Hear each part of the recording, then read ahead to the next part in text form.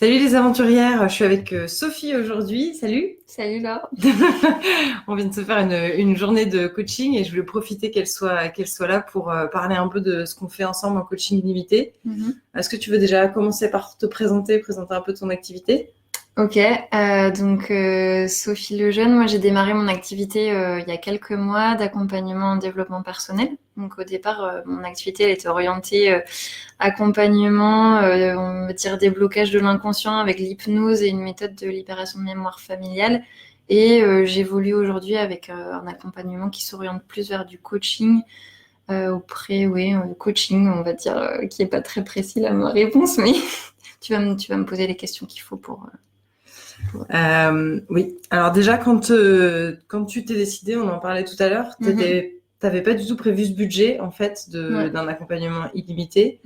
Comment ça s'est fait de décider ça et qu'est-ce que ça t'apprend toi par rapport à ta façon d'offrir tes offres à tes clients?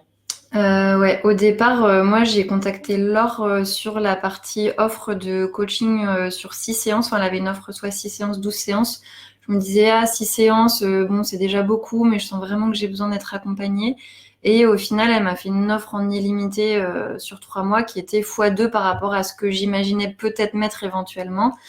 Euh, et sur le moment, je me disais, waouh, ça me paraît démesuré comme montant. Je vois pas du tout comment je vais le payer, sauf que je vois que c'est une super opportunité là maintenant, voilà, j'aurais pas cette opportunité plus tard.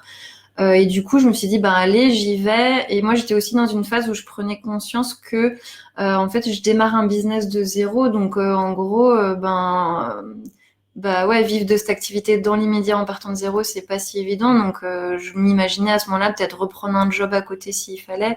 Et c'était l'option de sortie que je m'étais mise si jamais, quoi. Voilà. Toi, par rapport à ça, on en parlait tout à l'heure par rapport aussi aux propositions d'offres haut de gamme et de dire, bah Mhm. mince, quand je fais une proposition, souvent j'anticipe le prix que je pense que la personne en face peut mettre. Mhm. Et du coup, instantanément, au lieu de me mettre à son service, je lui propose un truc que je pense qu'elle peut se payer. Ouais. Et là, du coup, c'était pas le cas avec toi. Moi, je me suis pas demandé combien tu pouvais avancer, sachant que tu commençais ton activité et tout ça. Je me suis tout de suite dit par rapport à ta problématique, bah, qu'est-ce qui va être le plus intéressant, le plus riche pour toi pour Mhm. travailler ensemble. Et du coup, en te laissant bah, le pouvoir de décider ça, en fait. Mhm. Ouais. Ouais, moi je m'en rends vraiment compte dans les accompagnements que je propose où j'avais ce travers d'imaginer combien la personne elle pourrait mettre, un peu ouais me dire ah là là oui bon je sais c'est un peu beaucoup mais et là je vois vraiment l'opportunité de donner la responsabilité à la personne de se positionner par rapport à une offre que je considère être une offre de qualité et dans laquelle je vais me donner les moyens de lui proposer des résultats qu'elle attend. Et du coup, après, c'est à elle de se positionner et de prendre sa décision.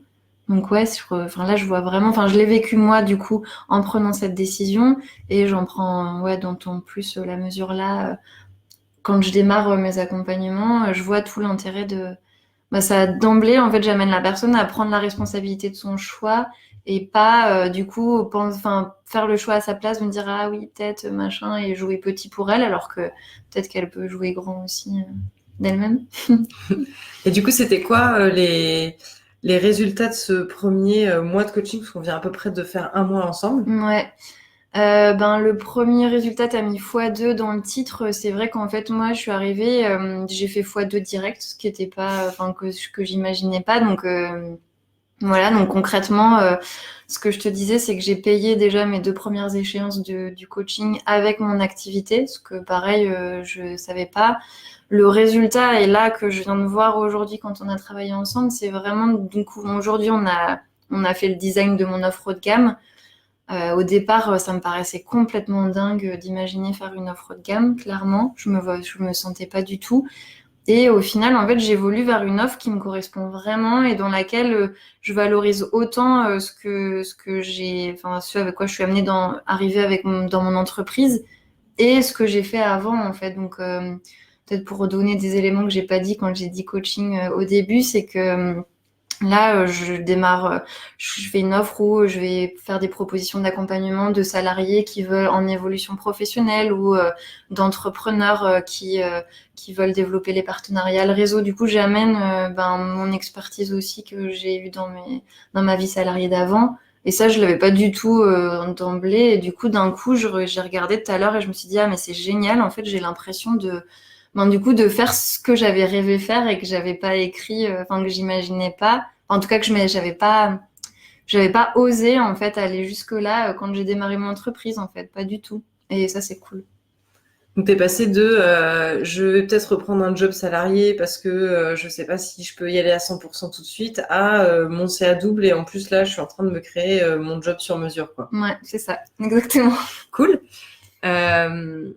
La question que je voulais te poser, c'était qu'est-ce qui fait que le coaching va aider à faire ça par rapport à travailler toute seule? Parce que toi, tu t'es lancée en début d'année, mais tu as déjà aussi des bons réflexes.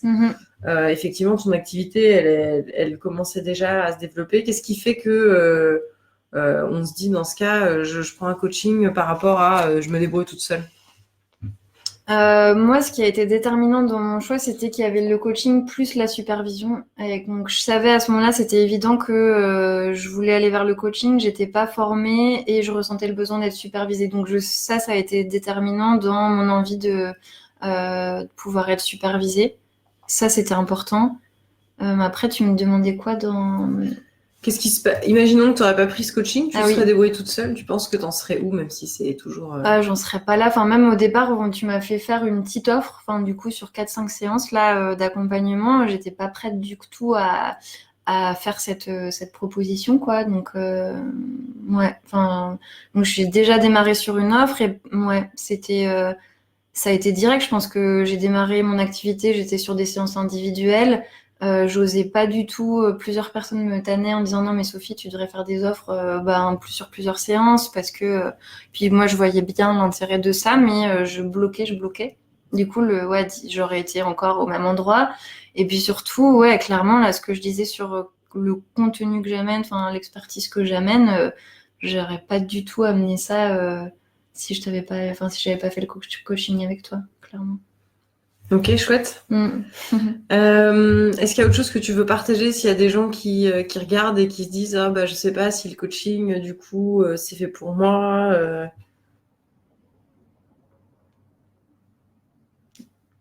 3 petits points.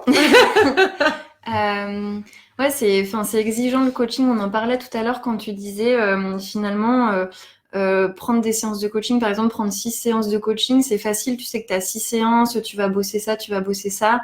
Là, en illimité, ce qui est pas évident parfois, c'est de se dire en fait c'est à moi de décider. C'est moi qui sollicite l'or pour dire là j'aurais besoin d'une séance et du coup c'est à moi d'être en capacité de voir est-ce que j'ai besoin là aujourd'hui, je vais travailler sur quoi.